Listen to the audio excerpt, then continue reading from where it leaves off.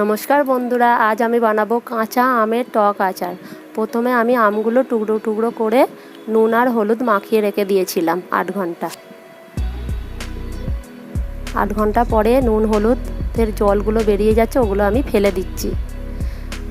আমে এক ফোঁটা জল থাকলে চলবে না, পুরো জলটা ঝেড়ে ফেলে দিতে হবে। তারপরে দিয়ে দিলাম একটু লঙ্কার গুঁড়ো, তারপরে মেথি গুঁড়ো,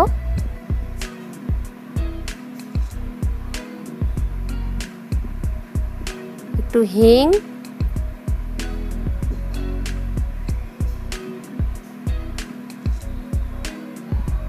মরিচ গুঁড়ো,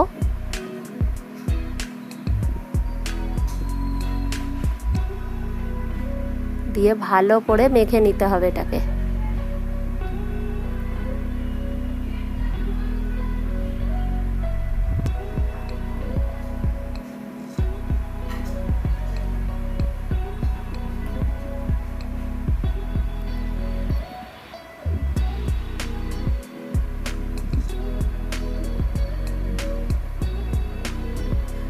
আর একটু লঙ্কার গুঁড়ো দিয়ে দিলাম।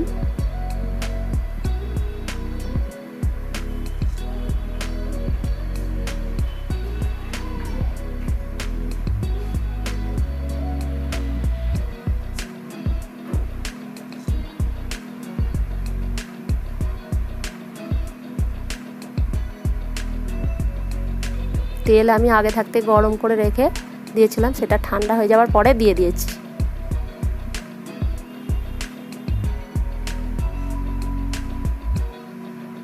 দিয়ে ভালো করে মাখতে হবে।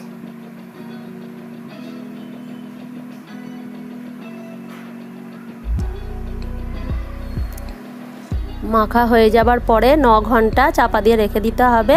তারপরে বয়ামে ভরে নিয়েছি।